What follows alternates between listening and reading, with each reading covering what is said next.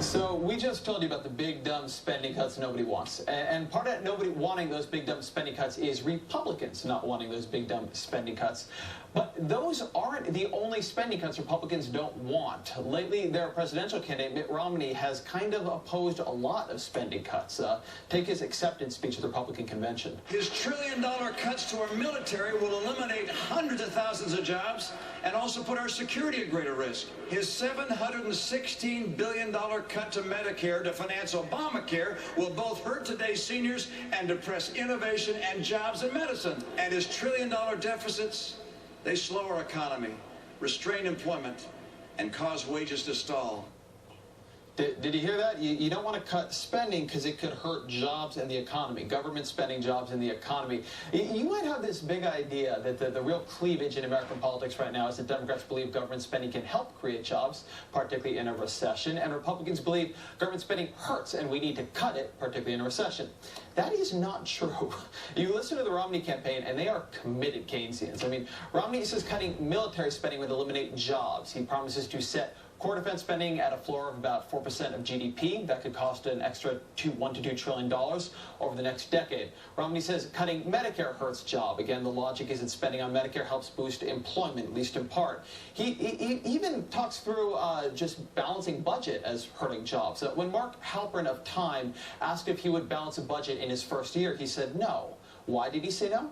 Because government spending, it creates jobs. Halperin asks, you have a plan, as you said, over a number of years to reduce spending dramatically. Why not go all the way and propose the kind of budget with spending restraints that you like to see after 4 years in office? Why not do it more quickly? Romney answers, well, because if you take $1 trillion, for instance, out of the first year of the federal budget, that would shrink GDP over 5%. That is, by definition, throwing us into recession or depression. So I'm not going to do that, of course. And that, Governor Romney, is by definition being a Keynesian. And that wasn't some kind of one-time mistake, a Keynesian slip, so to speak. Here's Governor Romney on this weekend's Meet the Press. Will you balance the budget in your first term? Is that a commitment you can make? I'll balance the budget by the end of my second term. Doing it in the first term would cause, I believe, a dramatic impact on the economy, too dramatic, and therefore the steps I put in place. So we put together a plan that lays out how we get to a balanced budget within 8 to 10 years. They haven't put out that plan, but I did like that, a dramatic impact on the economy. And I agree, Governor, it would. And what's interesting here, though, is that it would be one thing if Romney were just a Keynesian. Republicans have a long history of being Keynesians. In 2008, President George W. Bush pushed and signed the Economic Stimulus Act of 2008. It was literally called the Stimulus Act, and it had a lot of Republicans on it and a Republican president behind it, and you see Mitch McConnell and John Boehner behind him there. But since Obama took office, Republicans have changed their mind on the idea that government spending can create jobs. And when you ask Mitt Romney if he agrees with them, he does. He says it can't work. Government doesn't create jobs. It's the private sector that creates jobs. He even pokes fun at fellow Republican Newt Gingrich for claiming Congress helped create jobs. Congressman taking responsibility or taking credit for helping create jobs is like Al Gore taking credit for the internet. But at the same time, Romney's become what Greg Sargent at the Washington Post and Paul Kroon with the New York Times are calling a weaponized Keynesian. You can spend more on the military to create more jobs, and no matter what, you don't cut that federal spending, right? Now, I'm not going to cut $1 trillion in the first year. And I heard a question, why not? And the reason is taking $1 trillion out of a $15 trillion economy would cause our economy to shrink, would put a lot of people out of work. So he can be anti-Keynesian in his general rhetoric, but when things get specific, will you cut $1 trillion? He gets real Keynesian real quick. And frankly, he's been a lot clearer on all the new defense spending and putting back the Medicare spending and his new tax cuts than he's been on all the spending he's going to cut and the taxes he's going to raise to pay for his tax cuts, and which is a part you'd expect someone who believes in austerity to really be emphasizing, to be clear on, which is, I should say, fine with me. This is a moment for Keynesian stimulus. So welcome to the wide worlds of Keynesian economics, Governor. It is nice to have you aboard. Coming up, if you want a perfect illustration of the dysfunction afflicting Washington today, you don't have to look any further than the sequester. But let's not call it the sequester. That is a name chosen because no one understands what it means, which is helpful for Congress because that helps them keep anybody from knowing the awful, horrible thing they've done. Let's call it what it is. The big, dumb spending cuts that nobody wants. The basic story is that back in August 2011, the United States almost defaulted on its debts. You may remember this. The reason the richest and most powerful country the world has ever known almost became a deadbeat is that congressional Republicans refused to cleanly raise the debt ceiling, as Congress is controlled by Republicans and Democrats had done some 70 times before. And they refused to pass a compromise debt reduction plan that had about $1 trillion in new taxes for more than twice as much in spending cuts. In fact, Speaker John Boehner simply stopped returning the president's calls during the negotiations. That's how they ended.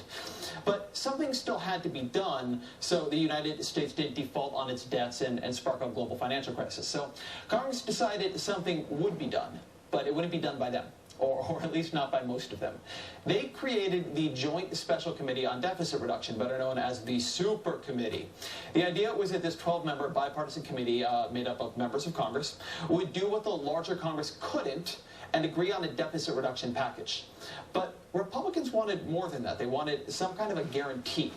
And so the initial idea was that if the Super Committee failed, there'd be automatic spending cuts, which Democrats wouldn't like, and automatic tax increases, which Republicans wouldn't like. This way, both parties would have reason to compromise because they would both have something to fear. But Republicans refused to have tax increases in the sequester, so instead the two sides settled on automatic spending cuts to domestic programs to hurt Democrats and automatic spending cuts to defense programs to hurt Republicans. And that is how we got the big, dumb spending cuts that no one wants into law. Now, as you probably remember, the Super Committee went on to fail. And thus the big, dumb spending cuts that no one wanted sort of aren't. They became a real possibility. And there hasn't been any other deficit reduction deal because Republicans still won't agree to a deficit reduction deal with taxes. Democrats won't agree to one without taxes. And so the big, dumb spending cuts are becoming more and more inevitable. Now, you might wonder why Republicans and Democrats, both of whom agree we should cut spending, at least to some degree, are so dead set against these particular spending cuts. And the answer is that they are very, very stupid. The spending cuts, not the members of Congress. A certain number of programs, Social Security, Medicaid, Medicare beneficiaries, and a lot of these spending directly benefiting low-income Americans, that stuff is exempt. It won't get cut. But beyond that, everything gets pretty much the same size cut. As a senior administration official said on a conference call today, quote, "The administration has no discretion in deciding the cuts identified in this report. The exempt versus non-exempt determinations are based on requirements in the law. The administration can't choose which programs to exempt or what percentage cuts to apply." In other words, spending we consider super important and really worthwhile gets the exact same cut as spending we consider completely wasteful and have no reason to keep in existence. There's no ability to make the cuts to farm subsidies a bit bigger than the cuts to, say, the FBI. It's $1.2 trillion deficit reduction in which we pretty much don't make a single choice about what is and is not worth funding. Now, that administration conference call day, that was happening because the administration, by law, had to release this almost 400-page document. It was very, very long, telling us exactly where the sequester's cuts would fall. Their bottom line from the text of their report, quote, "Education grants to state and local school districts supporting smaller classes would get cut. After-school programs and children with disabilities would suffer. The number of Federal Bureau of Investigation agents, Custom and Border Patrol agents, correctional officers, and federal prosecutors would be slashed. The Federal Aviation Administration's ability to oversee and manage the nation's airspace and air traffic control would be reduced. Hope you don't have to fly anywhere. The Department of Agriculture's efforts to inspect food processing plants and prevent foodborne illnesses would be curtailed. Hope you don't have to eat anything. The Environmental Protection Agency's ability to protect the water we drink and the air we breathe would be degraded. Hope you don't have to drink anything.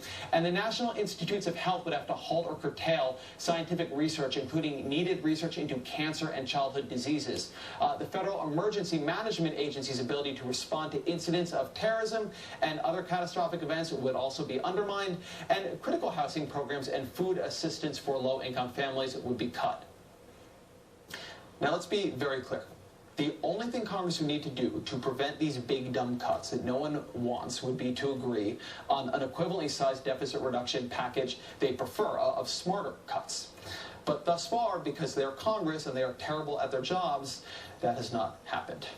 Let's turn now to Bob Greenstein, Executive Director of the Center for Budget and Policy Priorities, and the man who knows the budget better than anyone else in Washington. Bob, it is always intimidating to have you here on the show. So let me ask you, who loses, and I don't mean politically, I mean actual people. If these cuts go in, what are the big losers? What should we expect to happen? Was that summary from the administration accurate? Yes, it was entirely accurate. Everybody loses. As you said, this is the ultimate in blood instruments. Cutting valuable programs that reduce low birth weight, infant mortality, protect the food and water supply, cutting them the same percentage, just as deeply as things that, let's say, you mentioned farm subsidies, other forms of corporate welfare, things that would be high on the list to cut first. So there'd be damage all over the place. And it would be done in the most, I think the word that comes to mind to me, the most mindless way possible to cut the budget. Now, this would be, that would be terrible if you compare it to a mindful way of doing it, but we are talking about Congress, and so I feel like we have to judge this against reasonable alternatives, and one thing I've heard people say, and even a sort of an argument I've considered myself, is, look, in this package, a lot of good spending is exempted. I mean, the Medicaid and food stamps and a fair amount of low-income spending, and you get pretty big defense cuts, which have been traditionally very, very hard to do. Maybe, given the kinds of deals that this Congress is likely to make, maybe this isn't such a bad deal after all. I mean, it's a dumb way of doing it, but maybe the priorities are in the right place, and folks should just kind of sit back and let it happen. Well, it is very dumb. It does bring to mind the adage, even things that are bad, there often are alternatives that are even worse. In this case, due to the insistence of the White House, it does exempt from the automatic cuts the most basic assistance for the poorest people in the country. It limits the cuts in Medicare to 2%, and those are aimed at Medicare providers, not at Medicare beneficiaries. And you're right, it does really put defense on the table. But having said that, in every area where it does cut, it's not the intelligent way to do it. And the program managers don't have the ability to go find where is the weakest part of the program, or what's the least essential thing you would cut first. Their hands are basically tied. Right, and this is possibly how Congress wants to do this, because they can't get anything done. They will choose to tie their hands and let it get done for them. Well, to be clear, the whole point of this is it is supposed to be so mindless and stupid that everyone finds it unacceptable. And it was supposed to, in part, frankly, help bring the Republicans to the table to agree that there should be some revenues, some loopholes closed, some moderation of big tax breaks at the top, if the Democrats would then agree to various spending cuts. But if the Republicans won't move an ounce on taxes, here we are, stuck with the mindless cuts. And we'll have to have you back to talk on this tax part, because I want to get into that. But Bob Greenstein, thank you so much for being here tonight. My pleasure.